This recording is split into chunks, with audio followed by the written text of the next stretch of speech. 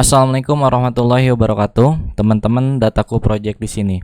Kali ini saya ingin sharing terkait dengan machine learning. Jadi kita akan berdiskusi apa sih itu machine learning, kemudian bagaimana alur kerja machine learning. Kenapa kita harus menggunakan machine learning? Jenis-jenis machine learning itu apa saja? Sampai pada tahap bagaimana machine learning itu digunakan dalam kehidupan sehari-hari. Dan kita juga akan mencoba untuk membedah studi kasus dengan pemrograman Python terkait dengan machine learning.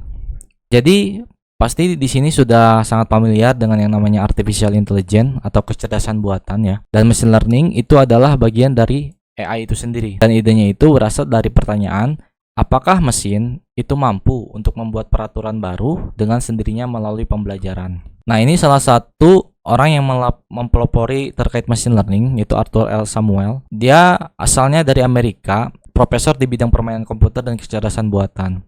Pada saat Arthur L. Samuel ini bekerja di IBM, dia mendefinisikan machine learning sebagai dari ilmu komputer, adalah bagian dari ilmu komputer yang memberikan komputer kemampuan untuk belajar sendiri tanpa diprogram secara eksplisit. Jadi, maksud tanpa diprogram secara eksplisit itu tanpa diprogram oleh manusia. Nah, sebenarnya machine learning itu ada untuk menggantikan manusia dalam pengambilan keputusan. Karena mesin itu tidak memiliki perasaan seperti halnya manusia, maka keputusan yang diambil itu berdasarkan data yang diolah, kemudian diekstraksi menjadi sebuah pengetahuan yang sesuai. Bedanya adalah kalau misalkan manusia itu mengambil keputusan berdasarkan pengalaman, sedangkan mesin itu mengambil keputusan dengan mempelajari data lalu menghasilkan model. Jadi kalau misalkan manusia itu bisa memprediksi curah hujan esok hari dengan berbagai macam instrumen yang dia miliki, machine learning juga sama. Dia bisa memprediksi curah hujan esok hari layaknya seperti manusia. Kalau misalkan manusia itu bisa mengklasifikasikan antara buah-buahan yang matang dan mentah, machine learning juga sama. Dia bisa mengklasifikasikan antara buah matang dan juga buah mentah. Jadi singkatnya, machine learning adalah pembelajaran mesin. Bisa dilihat di sini ada bayi yang diajari oleh ibunya. Misalkan ibunya itu mengajari bayi objek benda yang ada di sekitarnya. Misalkan ini adalah buku. Kemudian ini adalah karpet. Yang kuning adalah bangku. Esokan harinya ketika anak kecil itu bermain dengan teman-temannya, dia bisa mengenali objek-objek yang ada di sekitarnya dan dia bisa menyebutkan benda-benda yang sudah dijelaskan oleh ibunya. Machine learning juga sama, dia meniru cara belajar manusia, sehingga yang didapatkan adalah pengetahuan. Nah, sebelum kita deep dive terkait machine learning, kita harus tahu dulu bedanya antara informasi dan pengetahuan, karena yang dihasilkan oleh machine learning itu bukan informasi ya, tetapi pengetahuan. Kalau misalkan ada data transaksi e-commerce, informasi itu cukup mengatakan bahwa terjadinya kenaikan penjualan dari tahun ke tahun, itu adalah informasi. Tapi kalau misalkan pengetahuan, dia mengatakan bahwa berapa sih prediksi keuntungan yang akan didapat pada tahun 2016. Bisa dilihat ya, di 2011 itu keuntungan 1 miliar. Di akhir 2015 keuntungan 3,5 miliar. Si machine learning itu bisa memprediksi di tahun 2016 perusahaan ini untungnya berapa miliar berdasarkan data yang dia pelajari dari tahun 2011 sampai 2015. Dia akan menemukan pola, kemudian dia dapat tahu prediksinya di tahun 2016. Nah, misalkan data transaksi di minimarket. Informasi itu cukup mengatakan berapa jumlah mie yang terjual di minggu ini. Berapa jumlah telur yang terjual di bulan Januari, tanggal seperti itu. Kemudian berapa coklat yang terjual di tahun 2024. Itu adalah sekedar informasi. Kita bisa mendapatkannya dengan cara menjumlahkan atau menghitung.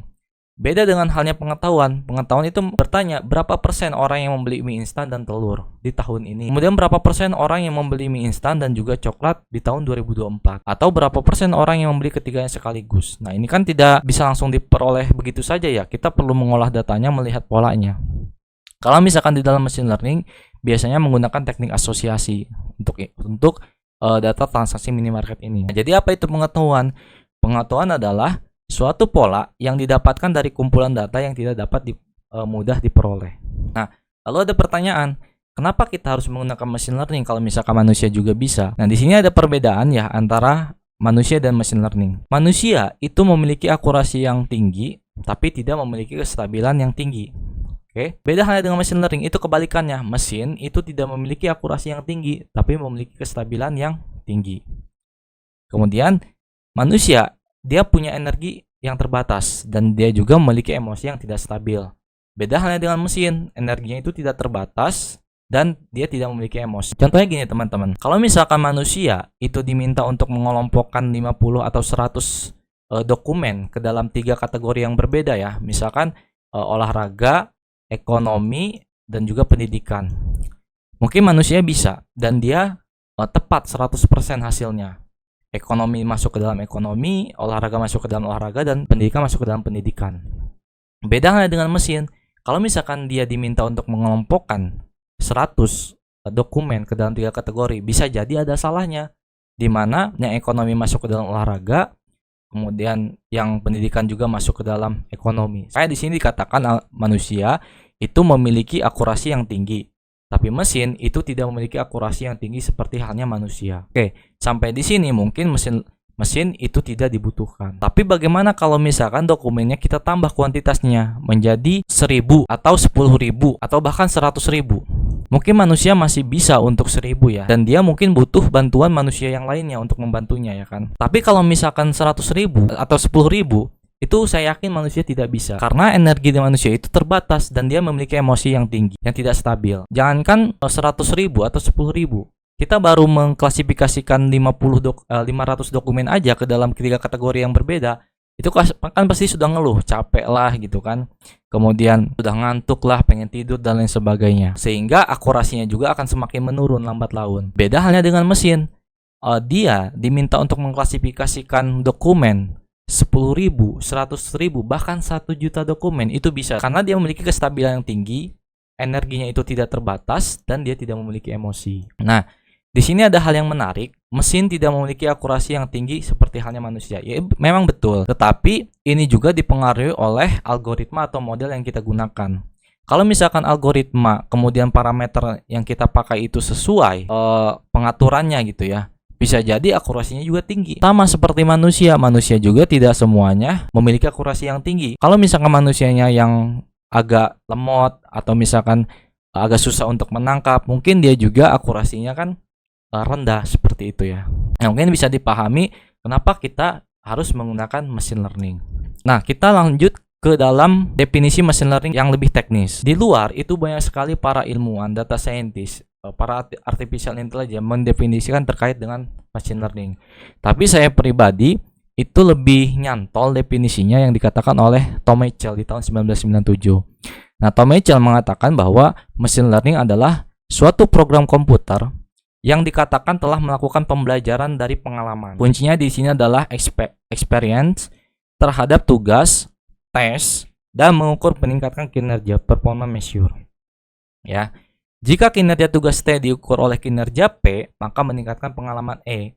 Jadi machine learning itu setidaknya harus terdiri dari 3 komponen, yaitu experience, tes, dan performance measure. Experience ini apa? Experience ini data yang dikumpulkan, data itu sendiri. Tes itu adalah keputusan yang harus dilakukan melalui sebuah algoritma. Jadi kita harus tahu dulu nih tugasnya itu apakah dia perlu pakai regresi, apa klasifikasi atau clustering. Setelah ditentukan tugasnya, kita harus juga menentukan evaluasi pembelajarannya. Kalau misalkan regresi itu pakai root mean squared error seperti itu ya. Kalau misalkan klasifikasi bisa pakai akurasi atau F1 score, dan clustering bisa pakai cell weight index. Nah, contohnya di sini, misalkan kita ingin membuat sebuah model yang menyeleksi nasabah mana saja yang beresiko jika diberikan pinjaman. E-nya itu adalah data itu sendiri, yaitu daftar peminjam beserta riwayat transaksi peminjaman. Tes, karena ini adalah menyeleksi nasabah mana saja yang beresiko jika diberi pinjaman, maka tugasnya adalah klasifikasi. Dan dia bisa dievaluasi dengan akurasi seperti itu. Nah, mungkin teman-teman di sini masih bingung terkait dengan penjelasan teknis dari machine learning itu sendiri, tetapi lambat laun ketika kita sudah coding, membuat sebuah machine learning sederhana, itu akan paham apa yang dimaksud dengan misal itu sendiri. Nah, ini ada sejarah singkat machine learning. Ternyata machine learning itu sudah ada di tahun 1763 ketika teorema Bayes itu muncul. Tapi para data scientist, para orang-orang yang belajar machine learning itu biasanya taunya terkait dengan Alan Turing. Karena Alan Turing ini adalah bapaknya komputer dan dia juga yang mengenalkan konsep pertama dari Turing machine learning. Ini bisa teman-teman lihat di bukunya Ibnu Daqiqil, yaitu Machine Learning Teori Studi Kasus dan Implementasi Menggunakan Python. Ini gratis dan bisa di-download. Ini bukan bajakan karena Ibnu Daqiqil juga sudah mempublish di webnya. Ini alur kerja machine learning. Sama halnya seperti definisi machine learning, banyak sekali workflow atau alur kerja dari para data scientist ataupun para artificial intelligence, dan mereka memiliki cara yang berbeda-beda. Tapi saya lebih suka alur yang dikatakan oleh training data. Nah, ini ya. Training data ini sebuah blog di mana kita bisa belajar terkait dengan data scientist atau machine learning, data analis. Di sana juga ada bukunya. Coba saya lihat ya. Nah, ini blog dari training data. Teman bisa belajar di sini, ini bagus ya untuk belajar data science. Di sini ada blognya, bisa dibaca-baca. Kemudian dia juga ada bukunya yang bisa teman-teman beli, dan kursusnya yang bisa teman-teman coba juga. Nah, jadi alur kerja machine learning yang pertama adalah gathering data source. Jadi kita harus mengumpulkan dulu datanya. Entah itu data internal dari perusahaan itu sendiri, data eksternal dari pihak ketiga, web scraping, IoT, ataupun data-data sensor dan sebagainya ya. Nah, setelah didapatkan datanya, kita harus menganalisis dulu datanya, menginfeksi datanya. Apakah di sana terdapat missing value atau ada outliernya, bagaimana distribusi datanya. Kita coba melihat statistika deskriptifnya, kita memvisualisasikan menggunakan univariate, bivariate, atau multivariate analisis seperti itu ya. Kalau misalkan ibaratkan dokter, ada pasien datang ke dokter, dia tidak mungkin kan langsung diberikan obat ataupun disuntik pasien tersebut. Jadi pasien tersebut biasanya diperiksa dulu, dia keluhannya apa. Nah, ketika dokter itu sudah tahu jenis penyakitnya, maka diberikanlah obat ataupun suntikan dan sebagainya, treatmentnya ya. Sama halnya dengan data itu kita perlu mendiagnosis dulu ataupun menganalisisnya. Nah, setelah data dia diagnosis, kita melakukan perubahan-perubahannya pada tahap feature engineering atau data preprocessing. Kalau misalkan katakanlah di sini ada missing value, nah disinilah kita menanganinya. Entah kita membuang missing value tersebut atau memasukkan nilai-nilai tertentu ke dalam missing value. Kalau misalkan ada outlier, kita menangani juga di feature engineering. Terus kalau misalkan ada fitur-fitur yang memang harus digabungkan gitu ya, mirip-mirip, nah itu bisa digabungkan juga di fitur engineering. Setelah kita melakukan fitur engineering, kita lakukan fitur selection. Terkadang data yang kita punya itu kan fiturnya banyak ya. Fitur itu kalau di Excel itu kan kolom. Katakan ada 50 kolom atau 50 fitur. Nah, terkadang 50 fitur itu tidak semuanya penting. Kadang yang penting cuma 20, 25 atau 30 fitur. Nah, nanti kita lihat nih fitur-fitur mana saja yang penting. Nah, disinilah dilakukan di fitur selection. Kalau misalkan didapatkan cuma 30 fitur dari 50 fitur yang penting, maka yang 20 fiturnya bisa kita buang. Kenapa kita buang? Karena semakin banyak fitur itu semakin lama untuk komputasi komputer kita. Kemudian model kita juga akan terganggu karena fitur-fitur yang tidak penting ini termasuknya fitur-fitur yang redundan. Setelah kita menseleksi fiturnya, barulah kita membuat modelnya. Nah, model itu sebenarnya machine learning itu sendiri. Kalau misalkan diklasifikasi ada yang namanya random forest, kemudian decision tree, SPM, kemudian naive bayes ya. Kalau misalkan di regresi dia ada polinomial regresi, multiple regresi, kemudian simple regresi dan lain sebagainya. Setelah kita modelkan data kita, kemudian kita bisa buat model building bisnis atau evaluasi. Nah, semua tahapan ini itu masuknya ke dalam research environment ya, research environment. Jadi setelah tahapan ini ada lagi katakanlah misalkan produksi kodenya. Setelah diproduksi kodenya kita deployment dan lain sebagainya. Nah, jenis-jenis machine learning. Nah, ini bisa dilihat di blognya huspi.com. Teman-teman bisa masuk ke sini kemudian akan mendapatkan penjelasan terkait jenis-jenis machine learning. Secara umum machine learning itu dibagi menjadi 3 jenis. Ada supervised learning, unsupervised learning, dan reinforcement learning. Tapi di buku-buku yang lain ada juga yang membagi machine learning itu ke dalam 4 jenis. Satu lagi yaitu semi supervised learning. Yang saya maksud tadi tes ya. Tadi kan ada E, kemudian ada T, kemudian ada P ya. Nah, tes ini maksudnya itu adalah yang biru-biru ini teman-teman. Kalau misalkan dia masuk ke supervised learning, tugasnya cuma ada 2, antara dia itu klasifikasi atau regresi. Kalau misalkan dia masuknya ke unsupervised learning, tugas juga ada 2, antara dia dimensionality reduction atau clustering. Kemudian kalau reinforcement learning itu di industrinya sendiri. Nah, bisa dikatakan reinforcement learning ini yang mendekati EE-nya itu sendiri. Contoh hal-hal yang sudah dibuat dari industri dari machine learning ini sendiri. Kalau misalkan klasifikasi ada fraud detection, ada email spam, ada diagnostic, ada email classification ya. Kalau misalkan regresi ada risk assessment, score prediction dan lain sebagainya, banyak sekali. Nah, teman-teman bisa baca lebih lanjut di blog huspi.com Ini ya. Nah, kita bedah satu persatu. Pertama, supervised learning. Intinya, supervised learning itu adalah data yang diberikan label terlebih dahulu, teman-teman. Ada labelnya atau targetnya. Nah, misalkan ini ya, ibu ini mengajari anaknya. Jadi, supervised learning itu harus terdiri dari dua orang. Ada yang sebagai supervisor, orang yang membimbing, dan ada yang disupervisi, orang yang dibimbing. Misalkan orang yang supervisor ini ibu ini ya, yang baju putih ini. Sedangkan yang disupervisi itu anaknya. Ibu ini mengajarkan bahwa ini adalah ayah. Nah, anaknya tahu nih ini adalah ayah misalkan. Kemudian karena dia melihat hal yang serupa, ini disebutnya ayah. Kemudian neneknya juga karena bentuknya serupa disebut ayah. Balon juga ayah. Nah, itu contoh dari supervised learning. Ini contohnya ya. Jadi yang membedakannya itu di sini dengan learning yang lainnya ya. Jadi supervised learning itu dia punya target atau kelas. Nih, ini target atau kelasnya ya. Jadi anak ini diajarkan bahwa gambarnya seperti ini, bentuk telinganya lancip, ukuran hidungnya kecil, maka ini adalah kucing. Kemudian kalau misalkan gambarnya seperti ini, bentuk telinganya bulat lonjong, hidungnya besar, itu adalah anjing. Kalau misalkan nanti anak ini diberikan soal, ada gambar lagi nih. Kemudian di sini bentuk telinganya lancip, ukuran hidungnya kecil. Otomatis anak ini bisa mengatakan ini adalah kucing. Begitu juga kalau misalkan bentuk telinganya itu adalah lonjong, ya. Kemudian ukuran hidungnya adalah besar, anak ini dengan otomatis mengatakan itu adalah anjing. Machine learning juga sama. Dia bisa belajar seperti halnya anak kecil ini, teman-teman. Yang supervised learning ya. Oke, ini contoh tahapannya. Jadi datanya itu diberikan label terlebih dahulu. Ini adalah data yang di trainingnya. Setelah data di training, kita buat model. Kita masukkan data baru nih yang belum dikenal oleh model. Kita prediksi. Dan otomatis dia mengelompokkan data baru ini sesuai dengan labelnya. Sekarang masuk ke unsupervised learning. Contohnya begini, ada sebuah lapangan besar gitu ya di sekolah. Kemudian di sana terdapat murid-murid baru, ada 100 murid baru. Mereka itu tidak saling kenal. Nah, berjalannya waktu, mereka mungkin akan saling mengobrol terkait dengan minat mereka, hobi mereka, tempat tinggal mereka, kemudian mata pelajaran yang mereka sukai dan lain sebagainya. Nanti di akhir, orang-orang yang 100 ini dia akan membuat sebuah kelompok, teman-teman.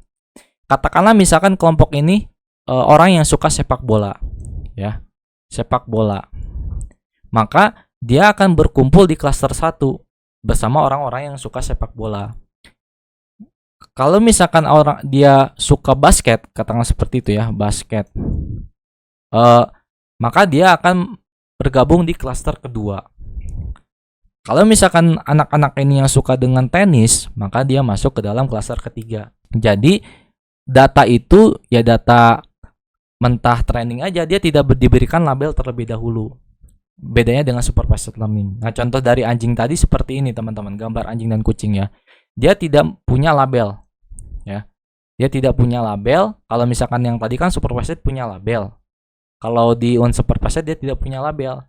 Nah, nanti kalau misalkan si kucing dan anjing ini dimasukkan ke dalam sebuah ruangan, ya, nanti dia akan berkumpul dengan sendirinya tuh.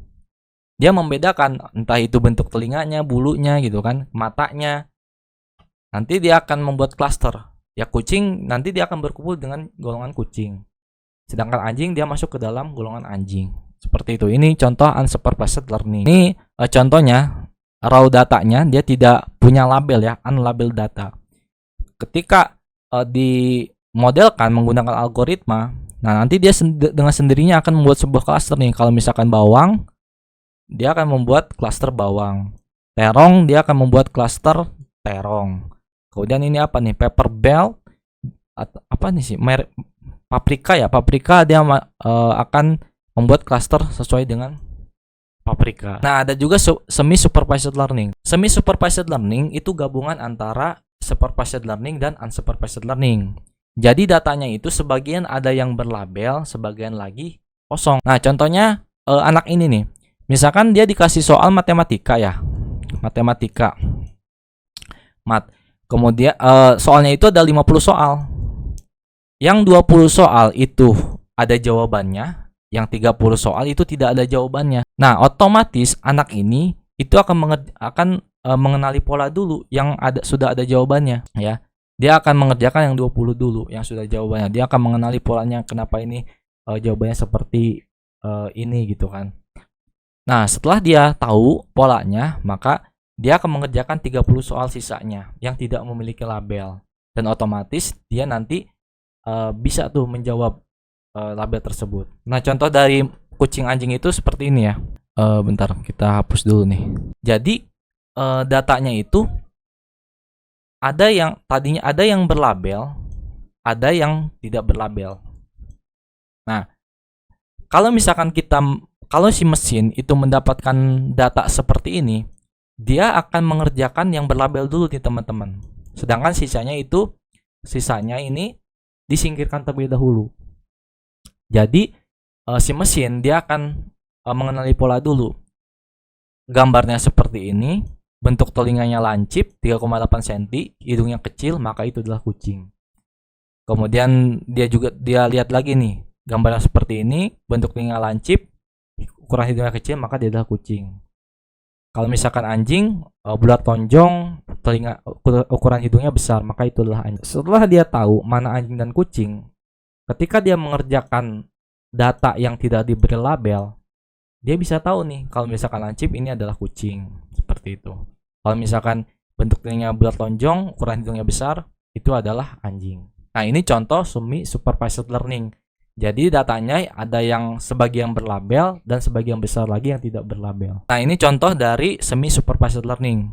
Bisa lihat ya, di sini tidak ada buah apelnya. Ya, berarti kan tidak ada yang dua ada labelnya, kemudian yang satu lagi tidak berlabel. Kemudian nanti dia akan prediksi tuh jenis apel, dan ini adalah apel. Nah, yang terakhir ada reinforcement learning. Nah, reinforcement learning setidaknya kita harus paham terkait dengan istilah ini teman-teman. Ada agent itu pelaku, ada environment itu lingkungan fisik tempat agen beraksi, ada state situasi agen saat ini, reward timbal balik dari lingkungan, policy metode untuk memetakan keadaan agen dan ketindakan, dan value itu hadiah masa depan. Nah, jadi reinforcement learning ini dia cuma diberikan outputnya itu dua, hukuman dan juga reward. Contoh sederhananya adalah mobil kendali otomatis. Misalkan ada mobil nih, ya mobil, katakan seperti itu. Dia jalan, kemudian ada lampu merah. Kalau misalkan dia menerobos lampu merah, itu akan diberikan hukuman. Ya. Nah, setelah dia berjalan lagi beberapa kilometer, ketemu lampu merah, maka dia akan berhenti. Karena dia belajar dari sebelumnya bahwa kalau misalkan lampu merah itu tidak boleh diterobos, harus berhenti. Atau misalkan dia nabrak orang atau nabrak benda, maka dikasih hukuman, dan kedepannya dia tidak akan menabrak benda atau orang kembali karena dia tahu bahwa itu adalah hukuman. Jadi reinforcement learning ini dia belajar dengan sendirinya bagaimana dia memaksimalkan hadiah dan meminimalkan hukuman tersebut. Ini dulu di tahun 1997 ada seorang master catur namanya Garry Kasparov ya. Dia itu master catur dunia yang tidak terkalahkan. Dan dia melawan Deep Blue. Deep Blue ini mesin. Dan siapa yang menang? Yang menang adalah Deep Blue pada waktu itu. Nah, ini contoh dari reinforcement learning. Semakin dia banyak melakukan kesalahan, semakin dia belajar. Dan semakin dia tahu bahwa itu adalah reward, maka dia semakin pintar. Seperti itu ya. Maka saya sebut RL ini AI itu sendiri. Dan ini sangat heboh pada waktu itu ya, di mana Garry Kasparov itu dikalahkan oleh sebuah mesin. Nah, saya kasih contoh sederhananya satu lagi. Misal ini adalah permainan ya, mirip dengan permainan Pac-Man. Pac-Man ini itu adalah agen itu sendiri. Roman itu adalah lingkungan, grid ini sendiri ya. Kemudian ada state. State itu posisi Pac-Man berada, berarti di sini. Reward itu ketika Pac-Man memakan makanan yang titik-titik ini nih, yang putih ataupun yang apel ini, maka dia akan mendapatkan reward. Tapi kalau misalkan dia tertangkap oleh hantu, maka dia dikasih hukuman. Nanti dia akan seminimal mungkin nih menghindari hantu dan semaksimal mungkin untuk memakan makanan yang ada. Value itu adalah total hadiah kumulatif yang didapatkan Pac-Man. Nah, ini ada ringkasannya, itu bisa dilihat di digitalsekolah.com ya. Kalau misalkan supervised learning itu dia memiliki label, sedangkan unsupervised tidak memiliki label. Sedangkan semi supervised learning, data yang diolah ada yang menggunakan label dan ada yang tidak berlabel. Sedangkan reinforcement learning biasanya digunakan untuk robotik, navigasi, pembuatan game. Nah, ini bisa teman-teman lihat ya. Tadi sudah saya jelaskan tugasnya itu ada klasifikasi regresi. Kalau misalkan supervised learning tugasnya ada clustering dimensionality reduction seperti ini. Contoh penerapannya dalam kehidupan nyata. Nih. Oke, kita lanjut. Machine learning dalam kehidupan sehari-hari. Nah, contoh yang pertama adalah mesin pencari Google.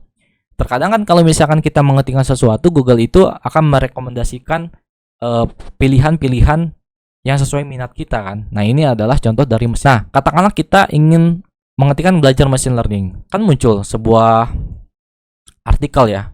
Sebuah web. Ada artikel pertama, artikel kedua, artikel ketiga, artikel keempat, artikel kelima, dan sebagainya. Kalau misalkan teman-teman browsing, kemudian mengklik yang pertama ini, kemudian teman-teman lama di halaman tersebut, dan berarti mesin ini akan belajar nih bahwa apa yang direkomendasikan atau apa yang dirankingkan oleh si mesin itu sesuai ya. Jadi perankingan artikel itu berdasarkan machine learning juga. Tapi kalau misalkan kita mengetikkan belajar machine learning, artikel pertama tidak kita klik, kedua kita tidak klik, ketiga kita tidak klik, terus sampai ke bawah. Ada 1, 2 gitu ya di sini ya. Teman-teman masuk lagi ke halaman 2. Terus masuk lagi ke halaman 3. Nah, si mesin itu akan belajar bahwa rekomendasi yang dia berikan di artikel ini ya, di artikel pertama sampai kelima ini itu tidak tepat. Maka dia akan belajar lagi. Itu contoh dari penerapan machine learning di Google. Kemudian ada toko atau marketplace. Nah, terkadang kalau misalkan kita berbelanja di Shopee atau Tokopedia, nih, kita beli buku, katakanlah beli buku biologi gitu ya. Nah, biasanya kan di bawah ada rekomendasi lagi buku-buku yang lainnya. Nah, buku-buku yang lainnya itu bukan buku-buku terkait komputer, bukan buku terkait sejarah, atau apalagi psikologi gitu ya. Buku-buku yang di bawah yang direkomendasikan biasanya kan buku biologi juga yang sejenis. Atau misalkan kita beli pakaian. Nah, dia juga akan merekomendasikan pakaian sesuai selera kita atau sejenis. Nah, ini adalah penerapan dari machine learning di marketplace. Kemudian ada media sosial. Biasanya kan kalau misalkan kita add teman kita ya, menambahkan teman gitu. Nah, biasanya dia merekomendasikan juga teman-teman yang lainnya. Terkadang teman-teman yang dia rekomendasikan itu teman-teman yang kita kenal juga gitu, teman. Nah, ini adalah penerapan dari machine learning. Atau misalkan kita upload foto nih. Kemudian dideteksi wajahnya, ini adalah Elsa misalkan. Oh, benar, ini teman kita gitu kan. Kemudian ini adalah James. Nah, benar, ini adalah teman kita.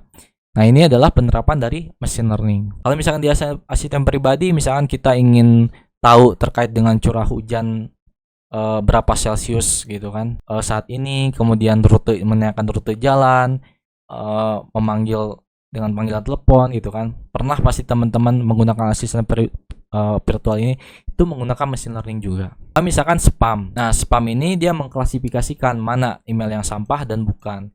Kalau misalkan ada email yang dikirimkan kepada teman-teman dan itu tidak penting-penting amat gitu ya, misalkan promosi, nah itu biasa dimasukkan ke dalam spam.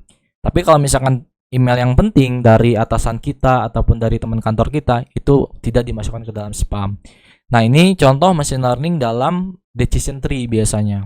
Nah, terakhir ada mobil kendali otomatis seperti yang sudah saya sebutkan jelaskan di reinforcement learning tadi ya. Oke, itu terkait dengan machine learning ya teman-teman. Itu hanya gambaran umum saja.